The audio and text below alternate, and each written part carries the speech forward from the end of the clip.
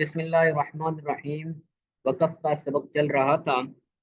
ہم نے ماقبل درس کے اندر وقف کی لغوی معنی، وقف کی اصطلاحی معنی اور وقف کی دو اعتبار سے جو تقسیم بنتی تھی، محل کے اعتبار سے اور کیفیت کے اعتبار سے، تو ہم نے محل کے اعتبار سے وقف کی اقسام پڑھی اور ان چاروں اقسام کا ہم نے حکم بھی پڑھا اور ان کی تعریفات بھی پڑھی اور ان کے مثال کے ساتھ ان کی توضیح بھی ہو گئی تھی۔ تو آج وقف کی جو دو قسم بن رہی تھی، محل کے اعتبار سے اور کیفیت کے اعتبار سے، تو جو کیفیت کے اعتبار سے تقسیم ہے وہ آج پڑھیں گے۔ بسم اللہ الرحمن الرحیم۔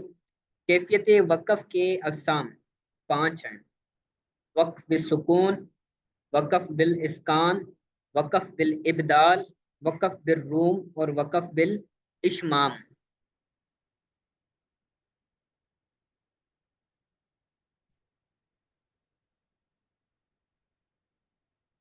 وقف بالسکون، کلمے کے آخری حرف اگر پہلے سے ساکن ہو تو وہاں سانس اور آواز توڑ کر ٹھہرنا وقف بالسکون ہوتا ہے۔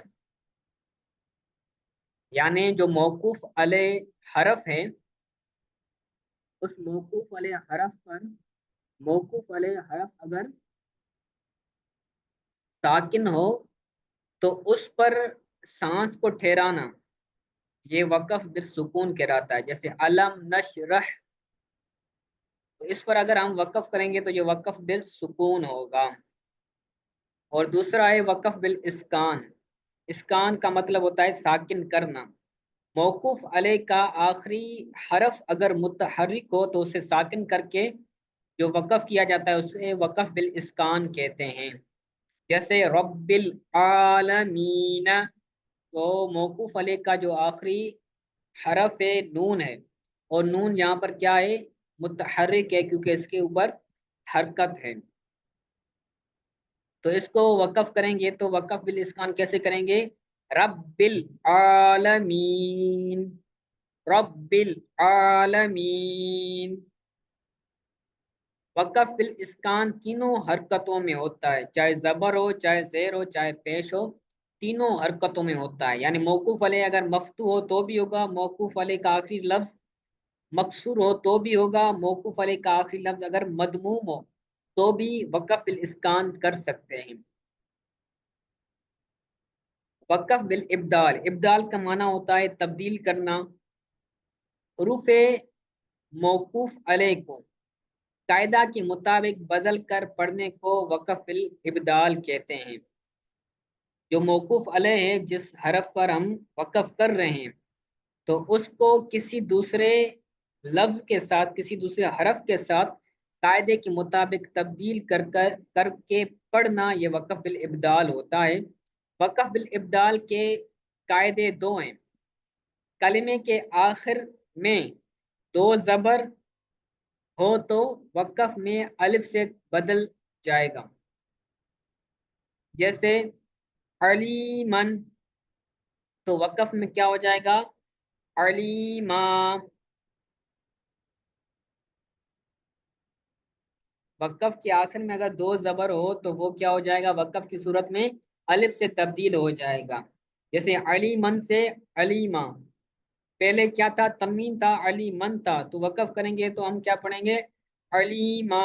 اور دوسرا قاعدہ کیا ہے؟ اگر کلمے کے آخر میں گول تا ہو تو اسے وقف کی حالت میں ہا کر دیں گے۔ قوتن تا تو ہم اس کو کیا کر دیں؟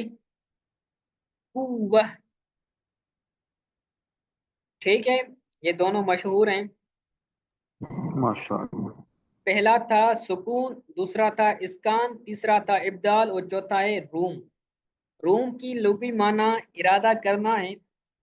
اصطلاح تجوید میں جس کلمے پر وقف کرنا ہو اس کے آخری حرف کی ایک تہائی حرکت ادا کرنے کو وقف بالروم کہتے ہیں۔ وقف بالروم دمہ اور کسرہ میں ہی ہوتا ہے، جیسے خوفن۔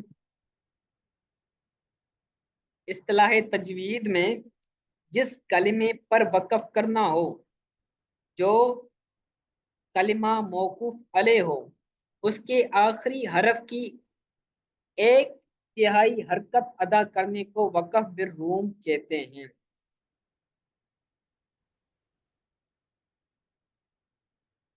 یعنی اس حرکت کو ہم پورا نہیں پڑھیں گے،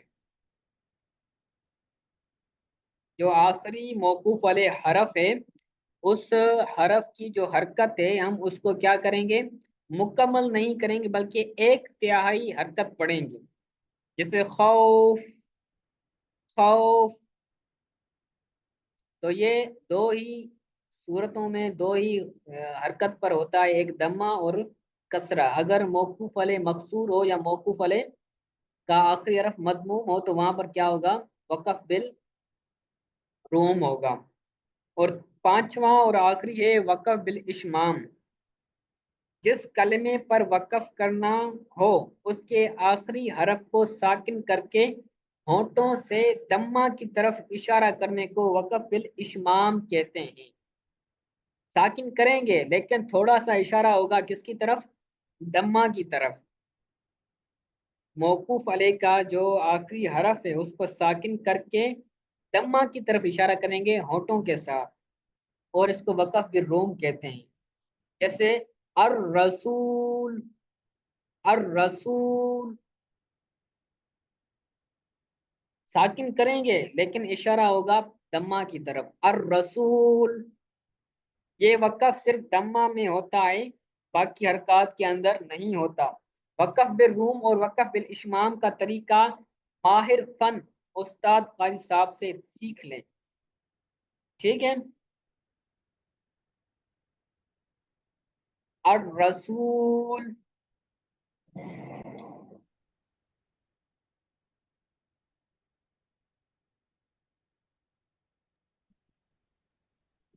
تو حضور یہ پوچھنا تھا کہ جس طرح آپ نے فرمایا کہ یہاں پر الرسول کی مثال آپ نے دی، یہاں پر قرآن اس میں موجود ہے کتاب میں، یہ پوچھنا تھا کہ جب ہم یہاں پر وقف کریں گے تو ہونٹ کچھ گول ہوں گے؟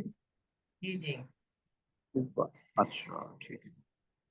لکھا ہوا ہے نا، ہونٹوں کو گول کر کے کیا کریں گے، دمہ کی طرف اشارہ ہوں گے، کیونکہ ہم نے حرکت کے سبق کے اندر پڑھا تھا کہ زبر کیسے ادا ہوتی ہے، زیر کیسے ادا ہوتی ہے، اور پیش کیسے ادا ہوتا ہے۔ تو ہم نے وہاں پڑھا جی تھا کہ جو دمہ ہوگا وہ کیسے ادا ہوگا، جی، ہونٹوں کو گول کر کے نہ تمام ملانے سے ادا جی۔ ہو۔ تو یہاں پر کیونکہ دمہ کی طرف اشارہ ہو رہا ہے اس لیے ہونٹوں کو گول کر کے وہاں پر ہم نے دمہ کی طرف اشارہ کر دینا ہے، اور رسول۔ صحیح، ٹھیک جزاک ہے، یہ اللہ۔ 5 اقسام کی آسان تھی، اصل میں آگے یہ چل۔ بس فونٹ کو گول کرنا ہے نا، اس سے آواز تو نہیں آئے گی نا پیج پڑنے کی، بس یہ فونٹ نہیں گول نہیں کر دیں گے آخر میں۔ نہیں نہیں، جی جی پوری پوری جو حرکت ہے نا وہ ادا نہیں ہوگی، صرف اس جی کی طرف اشارہ جی، ہوگا، ایک اشارہ تہائی جی جی۔ حرکت ادا ہوگی۔ جی جی جی جی، ٹھیک ہے، آپ یعنی ہونٹ سلطان گول صاحب کر دیں گے لیکن حرکت ادا نہیں۔ جی جی،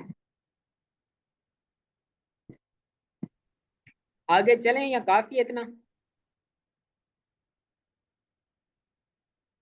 چلیں اتنا کافی ہے، اس کو اچھی طرح سے یاد کریں۔